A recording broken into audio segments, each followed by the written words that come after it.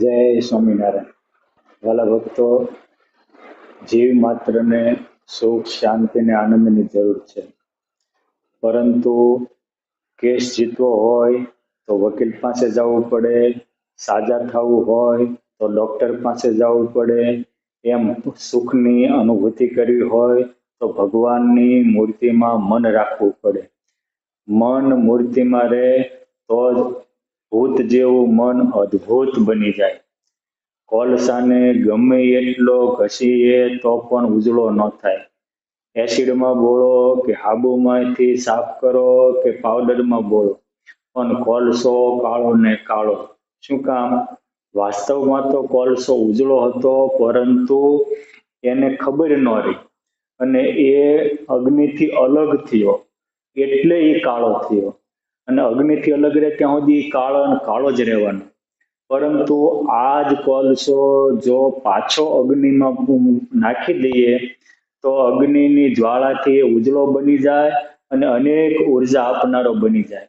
એ જ રીતે આપણે ભગવાનને ભૂલીને જ્યાં ત્યાં ભટકીએ છીએ, એટલે અંતરમાં કાળક વાપી છે. અંતરમાં કામ, ક્રોધ, લોભ, આસક્તિ, અહમ અને વાસનાના જાળા વ્યાપ્યા છે. આ કાળા અને જાળાને ટાળવા હોય તો જેમ કોલસો અગ્નિમાં જાય ને પાછો ઉજળો થાય, એમ જ આપણું મન ભગવાનના સ્વરૂપમાં રાખીએ તો સીધું મન ઉજળું થઈ જાય. એટલે શ્રીજી મહારાજે વચનામૃત ગરડા પ્રથમના 38માં કહ્યું છે કે જે મુમુક્ષુ હોય એને પોતાના મનને ભગવાનના ચરિત્ર રૂપી જાળામાં ગૂંચવી રાખવું. એક ઘાટ સેમો ને બીજો કરવો, બીજો સેમો ને ત્રીજો કરવો. આ રીતે આપણે જો મનને ભગવાનના સ્વરૂપમાં રાખશું તો અંતરમાં શાંતિ થશે અને હૈયામાં દિવ્ય પ્રકાશના અંજવાળા પથરાશે. ફળ ઝાડવા સાથે રહે ત્યાં સુધી જે સુરક્ષિત રહે, ત્યાં સુધી જે તાજુમાજુ રહે, ત્યાં સુધી જેની પુષ્ટિ થતી રહે અને એ ફળમાં નિત્ય નવી નવી મધુરતા અને સ્વાદિષ્ટતા પ્રગટતી રહે. કેમ? જે ફળનો મૂળ ઝાડ છે, એ ઝાડથી જ એ પુષ્ટિ પામે. એમ આત્માનું મૂળ પરમાત્મા છે, આત્માનું કારણ પણ પરમાત્મા છે.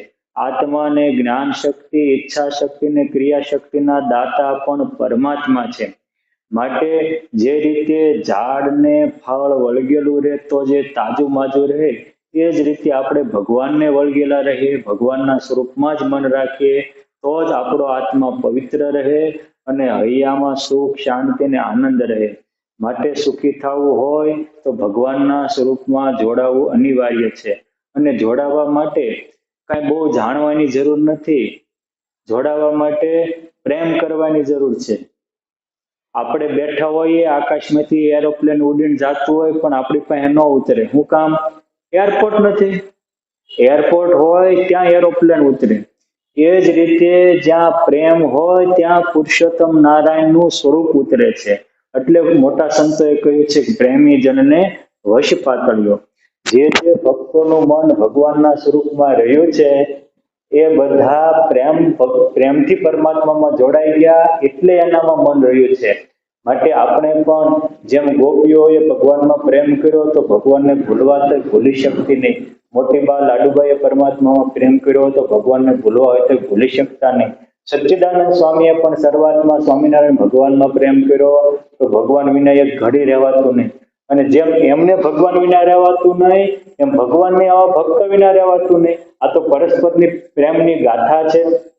માટે સુખી થવું હોય તો આપણે 1% ભગવાનમાં પ્રેમ કરશું, ભગવાન 100% પ્રેમ કરશે. ભગવાન 100% તો હું કહું છું, સાગરમાં તો શ્રીજી મહારાજ એવું બોલ્યા કે મોહ સંગ પ્રીત કરે જન કોઈ, તિનસે કોટી ઘણું કરું મોઈ. મારામાં કોઈ એક ગણો પ્રેમ કરે તો એનામાં હું કરોડ ગણો પ્રેમ કરું છું. અને ભગવાનમાં પ્રેમ થાય તો જ ભવસાગરમાં ભટકતું મન શાંત થાય અને તો જ મન ભૂત અદ્ભુત બને અને દિવ્ય આનંદનો સાગર હૈયામાં રેલાય. માટે મનને અદ્ભુત બનાવવું હોય તો સ્વામિનારાયણ સ્વામિનારાયણ સ્વામિનારાયણ, હાલતા ચાલતા ખાતા પીતા સ્વામિનારાયણ સ્વામિનારાયણ સ્વામિનારાયણ. કોઈ ભક્તે ભગવાનને પૂછ્યું કે ન બેસે નામ, ન થાય કરવું પડે કામ, અને સરે મારા સગળા કામ, એવું કઈ ખરું? ભગવાન કે છે ને શું?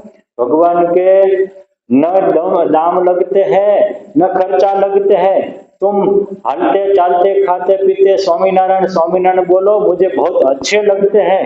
માટે પરમાત્માને અચ્છા લાગુ હોય તો હાલતા ચાલતા ખાતા પીતા સ્વામિનારાયણ સ્વામિનારાયણ સ્વામિનારાયણ બોલે રાખવું। સ્વામિનારાયણ બોલશો તો કામ થશે। ભગવાન એમ કહેતા કે તું રે મારા નામમાં તો હું રહું તારા કામમાં, તું રે તારા કામમાં તો હું રહું મારા ધામમાં। જો આપણે ભગવાનના નામમાં રહેશું તો જેમ ભગવાનના નામમાં રહેલા નરસિંહાના કામ કરવા ભગવાન પધાર્યા, ભગવાનના નામમાં રહેલા મીરાબાઈના કામ કરવા ભગવાન પધાર્યા, ભગવાનના નામમાં રમવાણ રહેતા દાદા ખાચર મોટીબા અને નંદ સંતોના કામ પુરુષોત્તમ નારાયણ કરતા। એ જ પુરુષોત્તમ નારાયણ આજે પણ આ સત્સંગમાં પ્રગટ બિરાજમાન છે। આપણી પ્રગટ ભાવના હશે અને પ્રગટ ભાવથી ભગવાનનો પોકાર કરશું તો ભગવાન આપણું પણ કામ કરશે ને કરશે। જય સ્વામિનારાયણ।